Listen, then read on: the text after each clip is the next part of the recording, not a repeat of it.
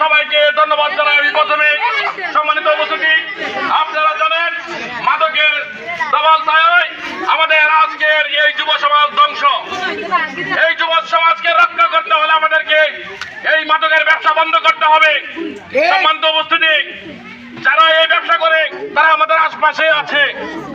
আমরা অচিরেই তাদেরকে ঘোষণা দিয়ে জানিয়ে দিতে চাই, যদি এক সপ্তাহের ভিতরে তারা এই মাদক ব্যবসা বন্ধ না করে তাহলে আমরা এলাকাবাসী মিলে এটার ব্যবস্থা নেব।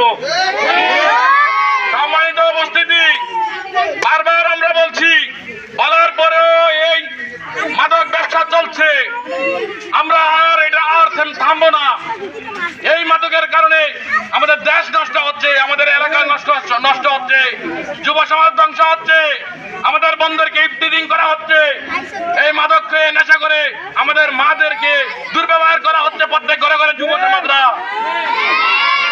যুব সমাজরা আজকে জানে না এই মাদক তাদেরকে ধ্বংস করে দিচ্ছে, তাদের হাতে তুলে দিচ্ছে মাদক, তারা বুঝতে পারছে না তারা ধ্বংস হয়ে যাচ্ছে।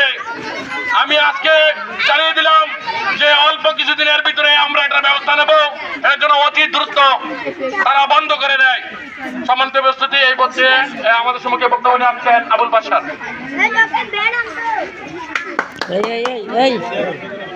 আসসালামু আলাইকুম।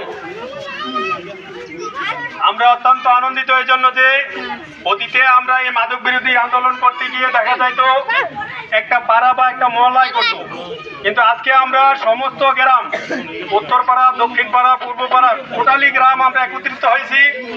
যদি এই মাদককে আমরা এই মুহূর্তে প্রতিহত না করতে পারি তাহলে আমরা মুষ্টিময় কয়েকজন লোকের কাছে আমরা জিম্মি।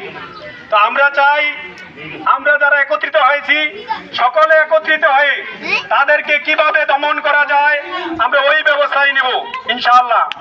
আমাদের হাতে প্রশাসনিক অনেক বড় হাত আছে, কিন্তু আমরা চাইতেছি তাদেরকে ভালো করে নিজেদের ব্যবহার দিয়ে তাদেরকে ভালো করতে।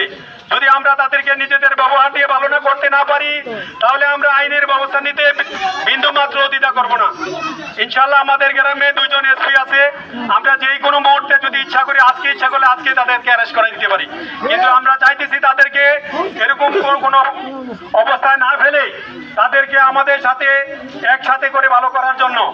এই যুব সমাজ আজকে সামান্য কিছু সংখ্যক লোকের কারণেই ধ্বংস হয়ে যাচ্ছে। আমি আশা করি আমরা তাদেরকে এর আগেও ঘরে ঘরে গিয়ে আমরা বুঝে আসছি, এখন আবার আমরা পুরা গ্রাম আসছি।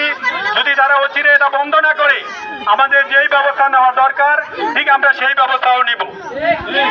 আমরা বলতে চাই মাদককে